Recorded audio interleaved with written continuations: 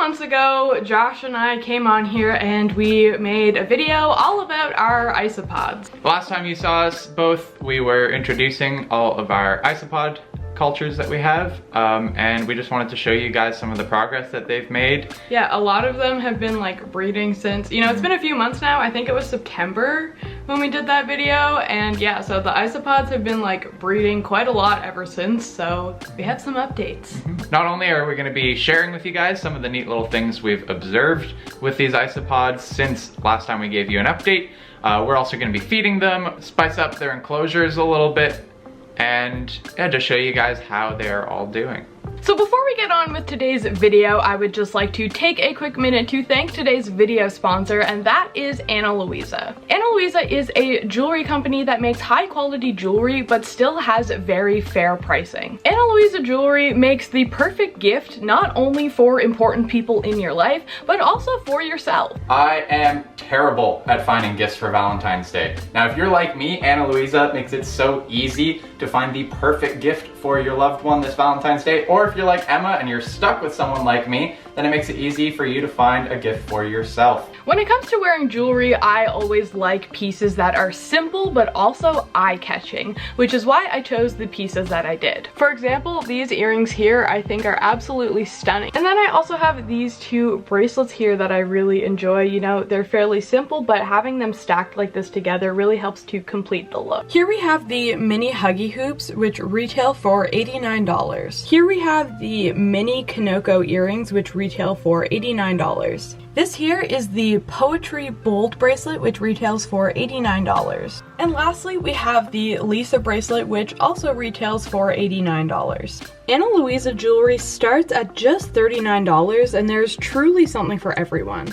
Another thing that I really enjoy about Ana Luisa's brand is the fact that they are a carbon neutral company. You know, as an animal lover, the world is very important to me, so supporting companies that do their best to offset their carbon emissions is something that is really important to me. Ana Luisa is currently having a Valentine's Day sale that started all the way back in January, so there's no need to wait to get this discount on any of your items. If you head on over to Ana Luisa's website right now, you can get 15% off of all of their products with their Valentine's Day sale. So if you're looking to buy a gift for yourself or for someone special in your life, be sure to click the link that's in the description down below so that you don't miss this awesome Valentine's Day sale for Ana Luisa. Alright, so now let's just go ahead and start taking a look at the isopods and feeding and giving them some enclosure makeovers.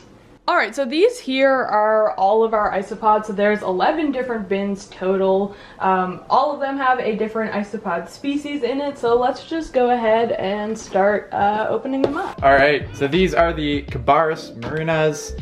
They, if I recall correctly, they were in both of our favorite lists last time around. That still definitely holds true. Oops, one of them fell onto the table. There you go, buddy. Yeah, these guys are awesome. They are doing incredible. They have just been multiplying like crazy over the last few months. They are absolutely everywhere in this box. You cannot pick up a leaf or a piece of cork without finding a whole load of them, all different sizes. They are a lot of fun, and they're not super shy either. Now, these guys are related to the very popular rubber ducky isopods. We're hoping to get some of those at some point, but anything in the Cabarrus genus is, in my opinion, just absolutely adorable. Alright, so these next isopods here are the Canary Island Spiky isopods. I think these were in your favorites. I don't know if they were in mine though, but these guys are probably, I don't know, I'd say that these ones have one of the most exciting updates, because in our last video when we first introduced them, we only had a very small culture. We had like 10 of them, I think, and they've bred so much since. It might be hard to see, but like if you look on this cork piece here, there's so many of them now of all different sizes. Not only that, we had a very small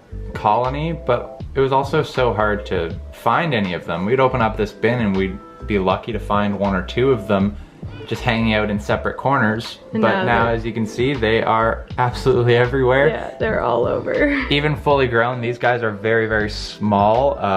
Aside from the dwarfs, I think they must be our smallest species. There's Misty. Misty likes to eat isopods. These isopods, I would say, are probably the ones we were just kind of most nervous about. You know, these were expensive. They're not typically super easy to breed from my knowledge. You know, their care is a bit different than the other isopods, so these were kind of like, I don't know if they're gonna do so well, but I hope they do, and now they have done very, very well. I did call it. What? Oh, that they would do well. You did. I told you guys in the last one that these would explode, and what do you know it, I was right. Okay. All right, next up we have our dairy cows. These guys are pretty popular as far as isopods go. Probably our biggest species as well, and they are absolutely everywhere. Now, you can't really see a whole lot of them right now because these guys do burrow quite a bit, even the huge ones. A lot of the time, if there are a lot of them on the surface, when we open the bin, you'll see some absolutely massive ones scurrying to their burrows or digging new holes. These guys are some of my favorite just to open up and look at because they're just so easy to see. They're so massive. Yeah, they have done extremely well since we last gave you guys an update as well. Yeah, like I said, I'm only seeing a handful of really, really big ones right now, like this one here, but there are actually a lot of huge, huge isopods in here, and I don't know, I think these guys are hilarious. All right, here we have the zebra isopods. The zebra isopods have always been one of my favorites, and they've been doing super, super well. I really like how with this one, like anytime you open the bin, you can just right away see a bunch of the isopods on the surface. Like this piece of bark here is just absolutely covered in zebra isopods. If you flip it over, there's a few more. Same with like this piece of cork here, you can see so many of them just like all huddled up together, and some more on the bottom. You can tell that there's like all different sizes in here. You know, we have some big ones and some small ones. There's some really teeny tiny babies on this piece right here, if it would focus. There you go. Another exciting thing with these isopods is we've had a color variation pop up. So if you look at this piece of cork right here, you'll notice that this isopod right here is a bit lighter in color than the other ones. It might be a bit hard to tell on camera, but this is just what you would call a chocolate zebra isopod. So hopefully we're going to end up with some more chocolate ones, and then if we get enough of them, it would be really cool if we could like separate them into their own enclosure. This one right here you can see is also a chocolate one. Again, it's probably hard to tell on camera, but if you look closely you can tell he's more brown, whereas the other ones are more just black and white. At the time when we made our last isopod video, we were aware of one, maybe two chocolate zebra isopods in here, but at this point, if we were to really dig through here, we'd probably be able to find a good dozen of them of varying degrees of chocolatiness. So it is really cool to see that gene sort of propagate through the colony, and yeah, like Emma said, we're hoping to at some point isolate that and maybe have a separate colony of little chocolate zebras. All right, over here we have our albinos, our albino armadillidians. These guys are pretty cool. There's a little baby right there. Yeah, you can always see a lot of adult size in this bin.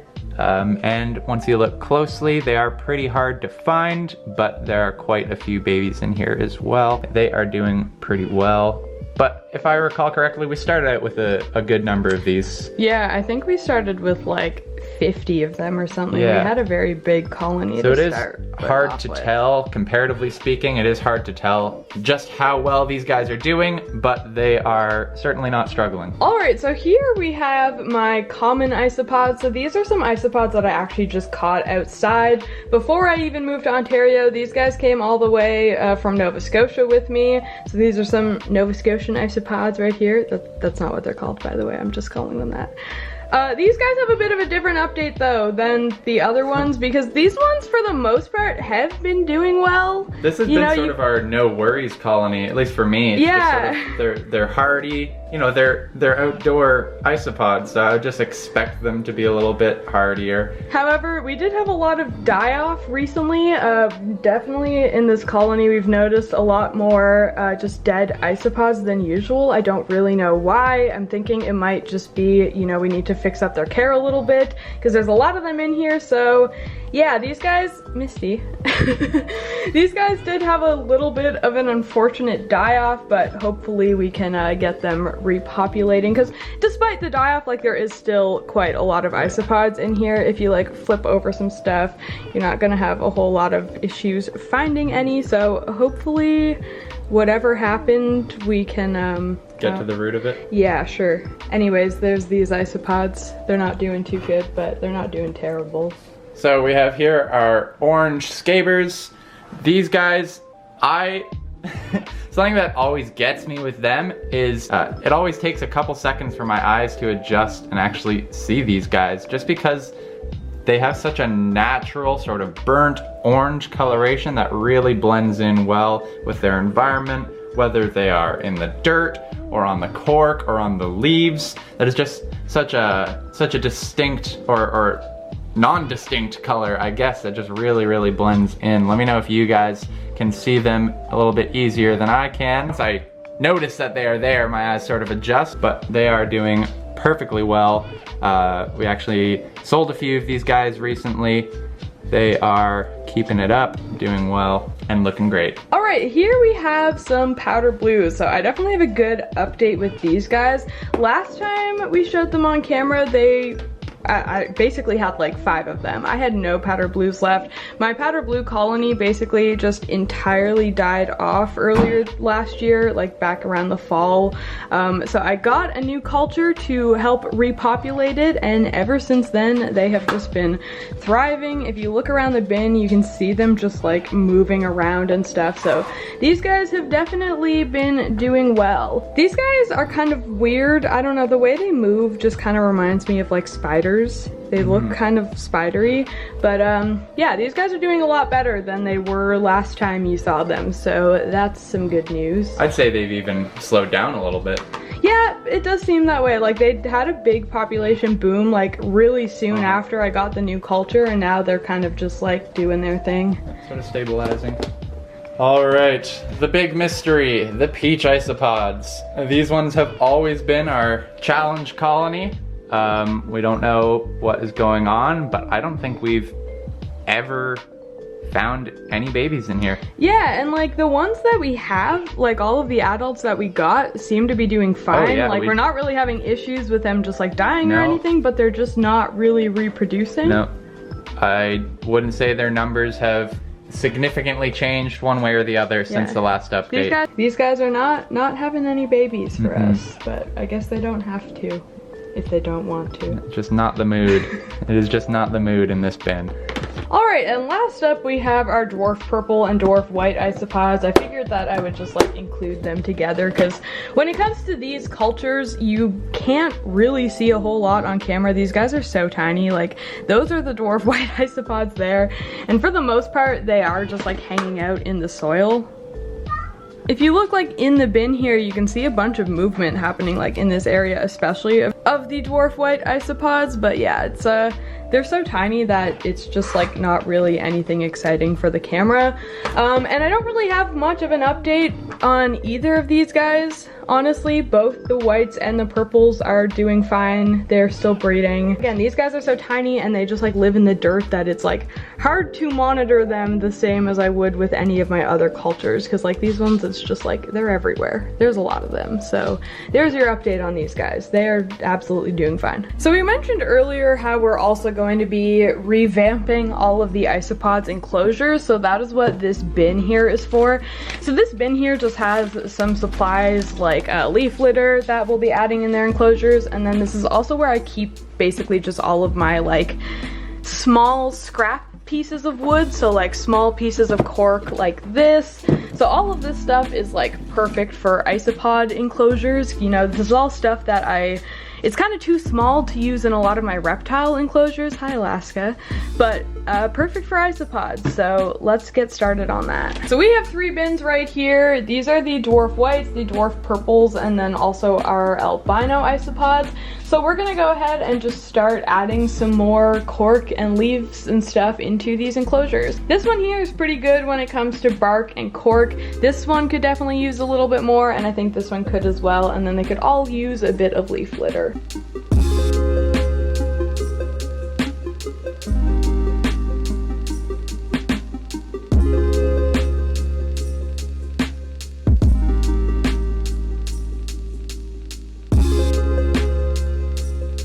I've added some leaf litter and then also just some like cork pieces and pieces of bark in these enclosures.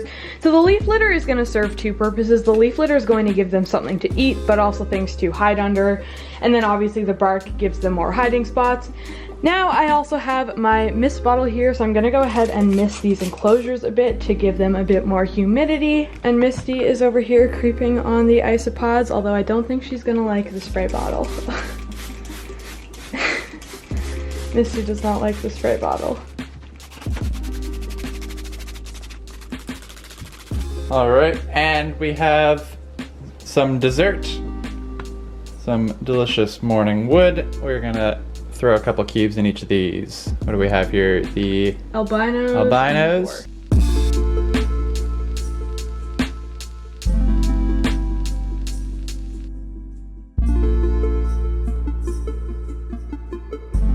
And there we go. So that is basically all we are going to be doing to these 3 bins. So now let's move on to the next ones. And we're basically just going to be doing the same thing for all of them. All right, and now we have the peach isopods, the powder blue isopods, and the zebra isopods.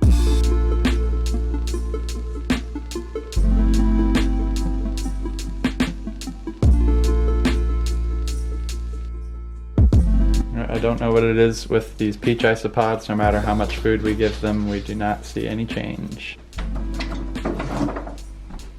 Hey, Misty! Ah!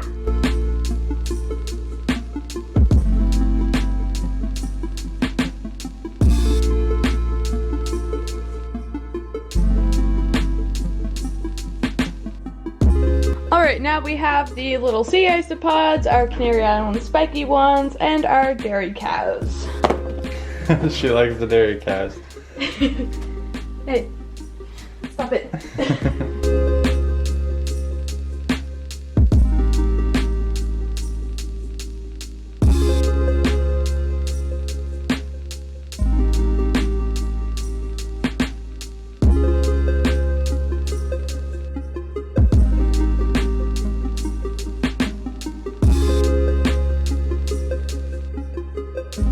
Alright, and now these are our only 2 remaining. So we have our common isopods and our orange isopods. So, you know, same as all the other enclosures, we're gonna give them some food and some leaves.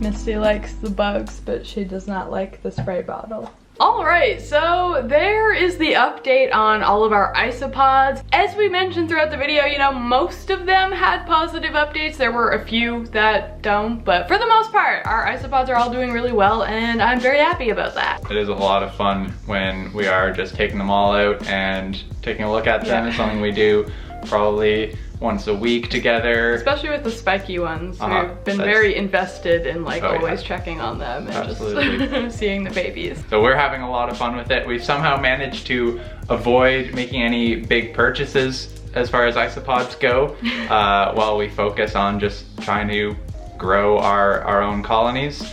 We are fairly new at keeping isopods to this scale at least, and so far so good. We're having a really great time with it. Let us know what your favorite isopod is, whether it's a species that we have or a recommendation. We'd love to hear them, maybe something you'd like to see in the next isopod update video. Let us know in the comments, or even if you want to tell us your least favorite isopod, leave that in the comments and we promise we will not tell them. Oh yeah, your least, like out of the ones we have, just any of them. Yes. Out of the ones that we have. Yeah, comment down below what your least favorite isopod of ours is. We'll keep it a secret. Remember that Ana Luisa is currently having a 15% off Valentine's Day sale over on their website, so make sure you don't forget to click the link that is in the description below to go and get some nice jewelry for yourself or for someone else. With all of this said and done, we're gonna go ahead and end the video here. Thank you all so much for watching. I do really hope that you enjoyed it. If you did, don't forget to subscribe to my channel and also be sure to leave a big thumbs up, and don't forget to tell us what your least favorite isopod is down in the comments below. Also be sure to check out all of my social media. That will all just be down in the description below, but it's basically just MSAM99 for everything. So yeah, I'm just gonna go ahead and end the video now. Thank you all so much for watching, and I will see you all next time.